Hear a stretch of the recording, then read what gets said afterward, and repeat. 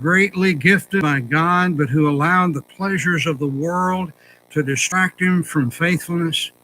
There are so many things in life that can do that. So I trust that we can readily see application here, whether as a child or a young adult or an older adult. The point is, this story, the stories like this are God's testimonies of his work, but also what he wants us to learn from it. So I trust this will be a blessing to you as we skim through these chapters dealing with the life of Samson. Chapter 13, the first 5 verses, talks about his birth. And notice in verse 5, "For lo, thou shalt conceive," speaking to his mother, "and bear a son, and no razor shall come on his head, for the child shall be a Nazarite unto God from the womb, and he shall begin to deliver Israel out of the hand of the Philistines." Now, he began to deliver Israel. He could have delivered Israel, but because of his foolishness, he only went so far. Now, God purposed that he would be a Nazarite. Some have tried to say that Jesus was a Nazarite, but that's not true. Jesus was a Nazarene in that he grew up in Nazareth, and so he was a Nazarene. A Nazarite vow included 3 things: no razor come on their head, they have long hair, no fruit of the vine, so grapes and grape juice and wine were off limits to them, and they could not touch a dead body.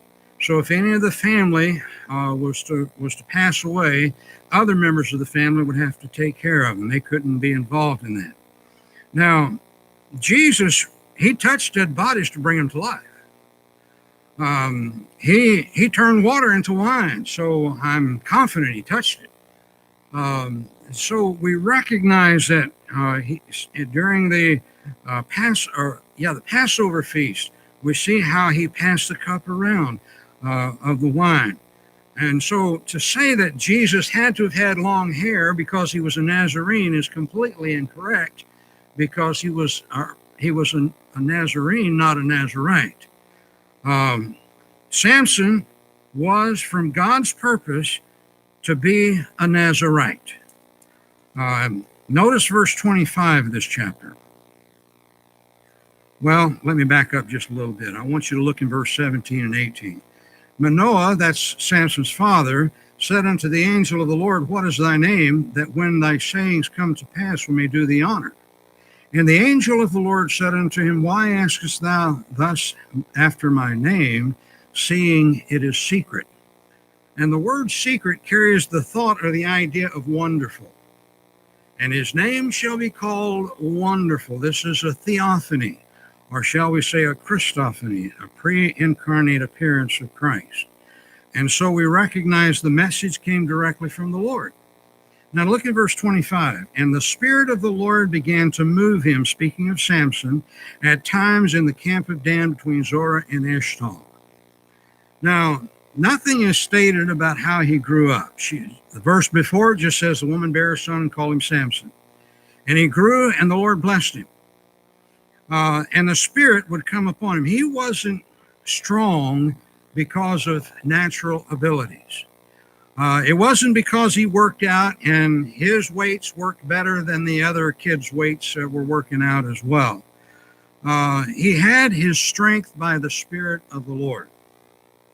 I'm inclined to think that Samson was slight of build. I'm inclined to think that God would delight in confounding the Philistines as well as the Israelites by taking one that wouldn't be noticed as being particularly strong looking, but yet what strength he had. So he manifested the power of God in his strength. And so we recognize that God used him in this time. Now, being a miracle child, and from what we see coming up in the rest of the story, he probably was spoiled rotten. His parents probably did not say no to him very often, if at all. So consequently, we see the story unfolding, revealing that in chapter 14, verse 1. Excuse me.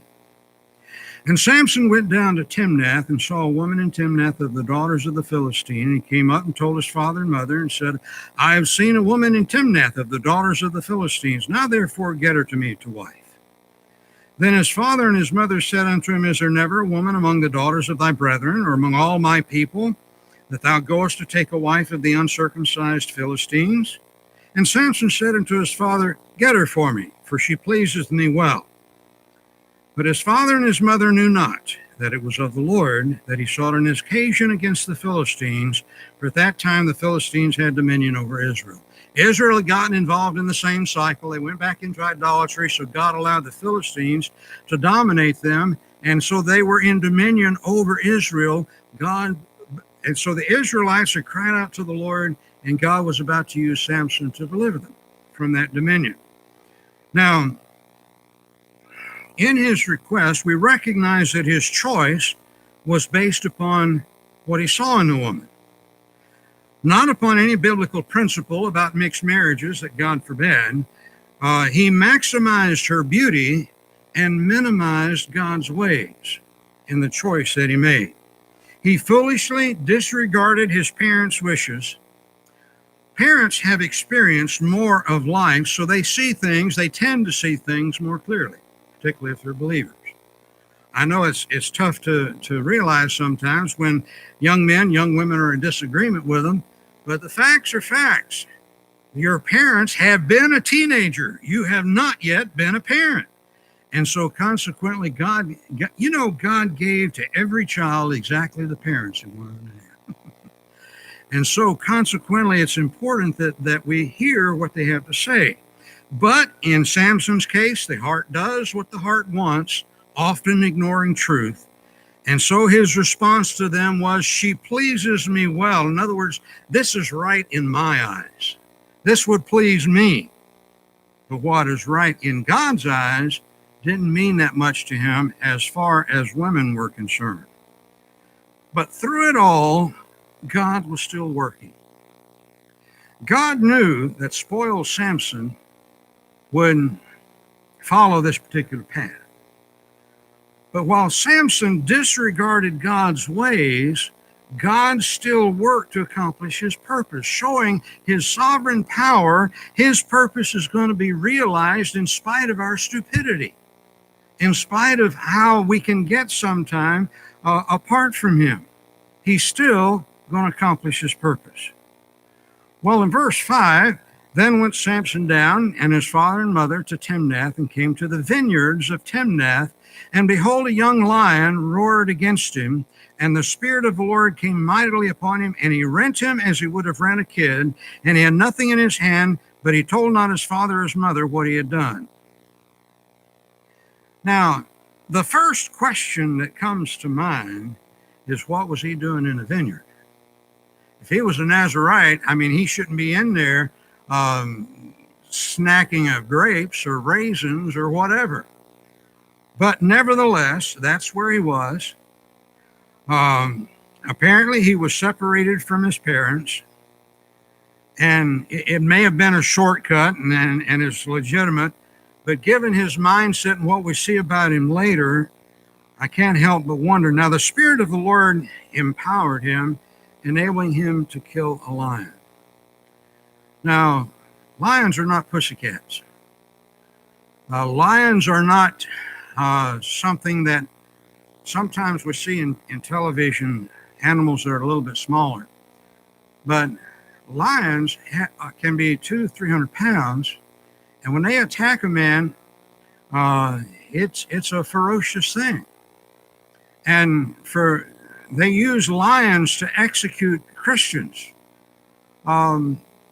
Remember the story of Daniel when he was delivered from the lions, and then the other overseers were cast into the lion's pit, and they broke their bones before they ever hit the ground. They were powerful creatures, but Samson, the lion reared up. He just grabbed him by the jaws and pulled him apart. Only the Spirit of the Lord could enable him to do that. He had no weapon. He had no knife, not even a rock. With his bare hands, he just pulled him apart. And it's interesting. Rent him as he would have rent a kid, a young goat. Now, I don't know about you, but that's a pretty significant task for a man to rent a kid. But here, the Lord was emphasizing the fact that of what he did. Now, this Nazarite, Samson, didn't stop there. Verse 8. After a time, he returned to take her, this woman, and he turned aside to see the carcass of the lion. And behold, there was a swarm of bees and honey in the carcass of the lion. And he took thereof in his hands and went on eating, and came to his father and mother, and he gave them, and they did eat. But he told not them that he had taken the honey out of the carcass of the lion. As a Nazarite, he wasn't supposed to touch any kind of a carcass. Yet he did. He took his vow lightly, is the point. Well, he went down to the feast, and then there were 30 Philistines that were more or less, the way it appears in the story, they were assigned to him as friends to help with the feasting. I don't know what the culture was, but they wouldn't have been acquaintances of his, but it would have been his wife's family. So consequently, he offered a riddle.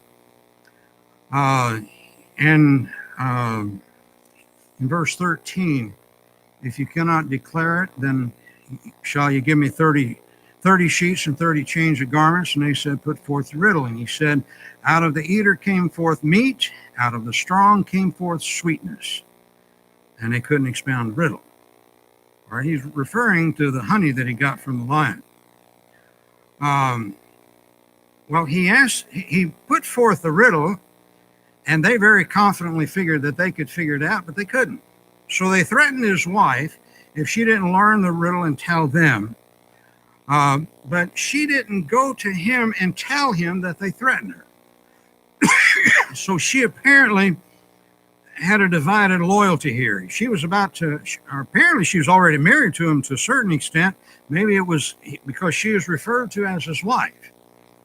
And so she did not tell him. She wept and complained of lack of love until finally he told what the riddle was. And so she told them, and they came back, and the Spirit of the Lord enabled him to commit 30 executions in his anger. And he left his wife knowing that she had told them. He left him and went home to pout, and her dad took matters into his own hands and gave her to his friend, another man. Well, in verse 15, we're in chapter 15. Samson feels justified in attacking the Philistines. He went back and he found out she'd been given to another man. So in verse 3 of chapter 15, Samson said concerning them, now shall I be more blameless than the Philistines, though I do them a displeasure. That's how his mind was running. He was thinking of vengeance for being wrong, not thinking of what he did with them. So he caught 300 foxes, tied them together with a burning brand, and burned down the corn. Now, wait just a minute. It's just stated he caught 300 foxes. That took some prowess to be able to ensnare or to catch 300 foxes. He had to have some kind of ability, some knowledge of their habitats and so forth to be able to catch that many foxes. To catch any fox is pretty good. He must have had some kind of traps. But be that as it may, that demonstrated his strength or his agility. Then in verse 6, the Philistines said, who has done this? When they learned it was Samson, notice he calls him son-in-law of the Timnite, so they were married, because he had taken his wife and given her to his companion, and the Philistines came up and burnt her and her father with fire. That's awful vicious. But remember, they were unbelievers. So in verse 7, Samson said unto them, though ye have done this, yet will I be avenged of you, and after that I'll cease. And he smote them hip and thigh with a great slaughter, and went down and dwelt on the top of the rocky down. He smote them hip and thigh. That's an unusual expression. It's the only place in the Bible it occurs, as far as I know. But it apparently led to a great slaughter. Maybe it's just an expression of ferociousness.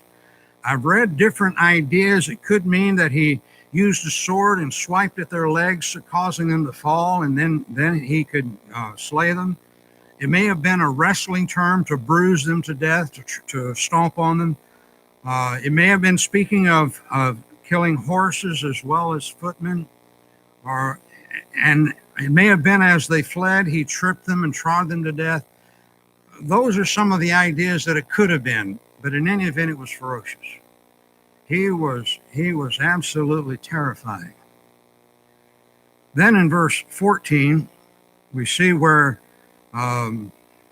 his countrymen came to him and said, the Philistines are upset with us. We're going to have to turn you over to him. He said, okay, use a new rope. That's fine, but don't kill me yourself. And they said, okay. And then when he came, he was tied up with new ropes. And in verse 14, when he came unto Lehi, the Philistines shouted against him. And the Spirit of the Lord came mightily upon him, and the cords that were upon his arms became as flax that was burnt with fire, and his bands loosed from off his hands. And he found a new jawbone of an ass, and put forth his hand and took it and slew 1,000 men therewith. Now, all it says, he killed 1,000 men. But think about it, warfare in that time, what was involved with that. Now, he didn't stand in one place and they just pile up, and they were climbing over dead bodies to get to it. That meant he had to keep moving continually. That meant that everywhere he turned, when he got close enough to any of them, he would take a swipe at them. Now, they would have had swords. They would have had spears, which would have meant he would have had to see spears coming and knock them down with that jawbone. I assume there would have been bow and arrows as well, but yet he went through it all. Of course, the hand of God protected him, but the point is, 1,000 men trained in combat, he overcame with the jawbone of an ass. Well, in verse 18, he acknowledged the Lord's deliverance. He was sore athirst and called on the Lord and said, Thou hast given this great deliverance into the hand of thy servant. But he goes on to say, And now shall I die for thirst and fall into the hand of the uncircumcised? I thought at first, the first part of the verse, that he was beginning to acknowledge God more clearly, but then he expects to die of thirst. God provided, so he didn't, but the point is, he still was walking in the flesh. He was not what you'd call a godly man.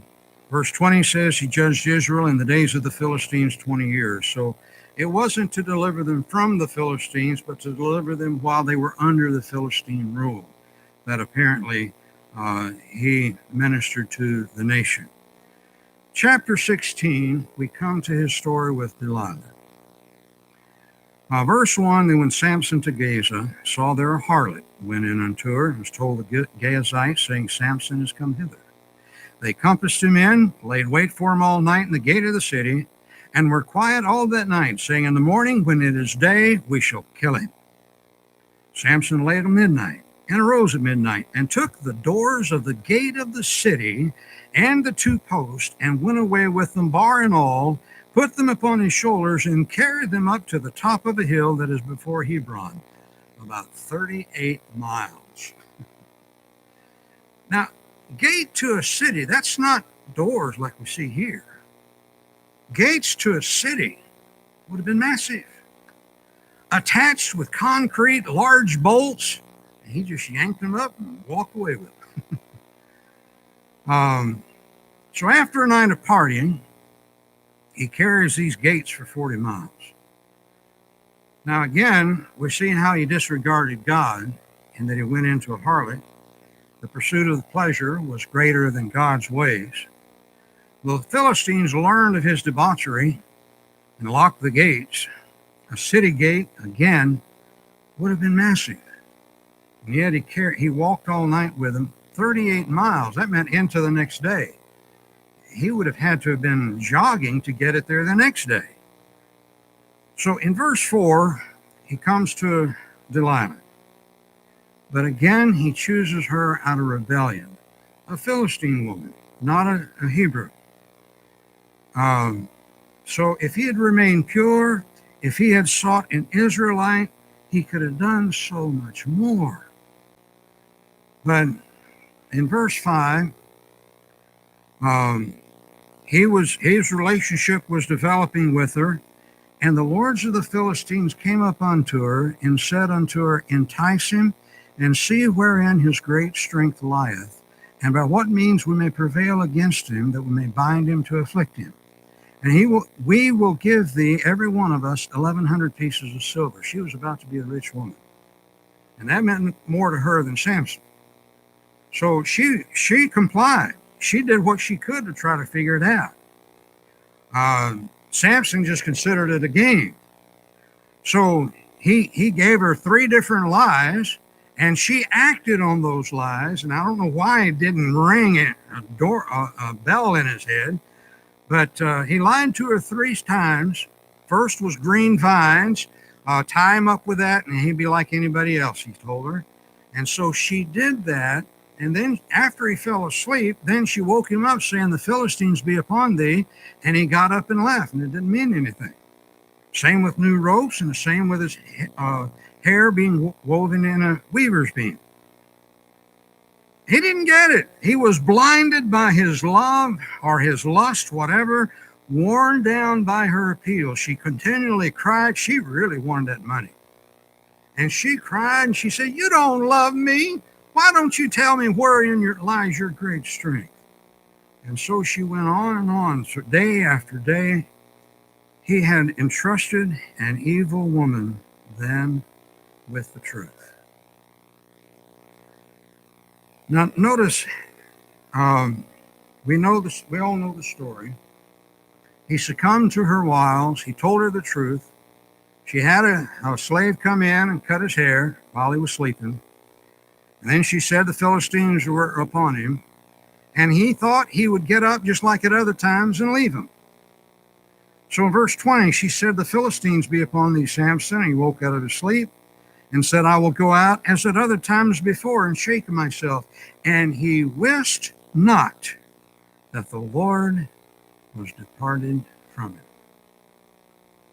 That's the saddest verse of this whole story. Didn't even know it. The road that he traveled was paved by his disregard of God and his ways. Proud of his gift, he became independent of God. His ability brought him to disregard the God who gave him that ability. So he thought in himself, I will leave as I did before, not realizing that it wasn't the Lord that was departed from him, though that's the way it's worded, but he had departed from the Lord a long time prior to this. Brethren, this is a powerful verse for us to consider. He wist not that the Lord was departed. We're saved, we claim to love him, but do we come to a point in our Christian walk that we're not even aware that we're no longer walking with God? Has it been so long that it meant little, that it's just not even in your mindset? Now, God will never leave us nor forsake us. The Lord's promised us that. But we can depart from him. He has given the way back by confession and forsaking the sin, yielding our lives to him and trusting him enough to obey him, meditating on his word, obey him, and we come back to him, walk with him again. But he wist not that the Lord was departed. He was no longer walking with God. Well, Samson hadn't been walking with God much of his life anyway. But he didn't have a clue the difference that was there. So he was blinded by steel to match the blindness of his heart as his eyes were put out. After his haircut, eventually his hair began to grow back. The Philistines attributed their victory to their god Damon. Look in verse 22. And when the people saw him, they praised their God, for they said, our God hath delivered into our hands our enemy and the destroyer of our country, which slew many of us. They were praising the wrong God. These unbelievers should not have done that. Samson though, began to see God's purpose more clearly. They had brought Samson to the Colosseum and were having sport with mocking him. As he was led about by different slaves and with a rope around his neck, probably a chain. And they just jeered at him, made fun of him, and so forth. Well, he asked the young man where the foundation of the building was, the two pillars that held up the whole building, the foundational pillars. Apparently, that particular architecture put all of the weight of the building on two particular pillars.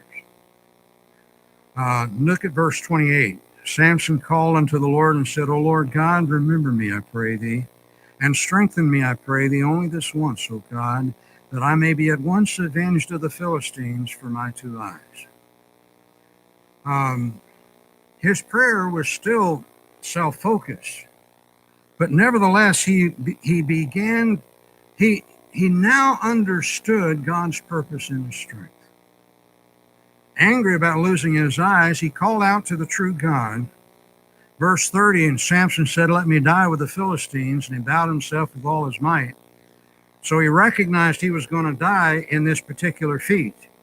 He accepted God's ways in the end and the consequences of his folly. So consequently, the scripture says in verse 30, at the end of the verse, the dead which he slew at his death were more than they which he slew in his life. Thousands and thousands of Philistines, forever weakening their standing among the nations, because these would have been the leaders of the nation. But if he had obeyed God, if he had been a godly man, how much more could he have done? No one else had ever been gifted like Samson was. He had the potential to do many mighty works for his God. He got what he wanted, and what he wanted was not what God wanted. Even in his rebellion, God still used him to accomplish his purpose. I'm reminded of what the Lord said of Israel as he dealt with them in the wilderness, when he said in Psalm 78, yea, they turned back and tempted God and limited the Holy One of Israel. They remembered not his hand nor the day when he delivered them from their enemy. What Israel could have been if they hadn't rebelled against God. It could have been out of Israel came the missionaries for the world. It could have been out of Israel would have been those that would be speaking to other nations, speaking to Americans about their need for a Savior. But because they resisted him, thus they limited the Holy One of Israel. When Jesus approached Jerusalem at the end of his life, he said in Matthew 23, O Jerusalem, Jerusalem, thou that killest the prophets and stonest them which are sent unto thee, how often would I have gathered thy children together, even as a hen gathereth her chickens under her wings, and ye would not. How I would have, but you would not. Allowing them the freedom to choose, and thus they chose to resist him. Think of David. My, what a wonderful servant of the Lord. Yet he limited God with his sin, with Bathsheba. Or Solomon, who let his wives lead him astray. I mean, when we meet them in glory, if we were to ask them the question, David, was it worth it for that one night stand with Bathsheba? And he would weep as he said, oh, no, I was so foolish. Same with Solomon. What could have been if only Samson had remembered the Lord in his life? He let the pursuit of pleasure keep him from what could have been. While God still worked, it could have been so much more, and much longer, too. God's long-suffering grace still used him in spite of himself. So that brings us to a question that I think each of us need to ask ourselves in light of the story of Samson. What hinders us from being what we could be for the Lord? Now, all of us know things we could do better. Maybe we could pray more. Maybe we could meditate in Scripture more, whatever. But some sincerely humble themselves before the Lord and are striving to honor Him. But far too many believers let other things keep them from God's best.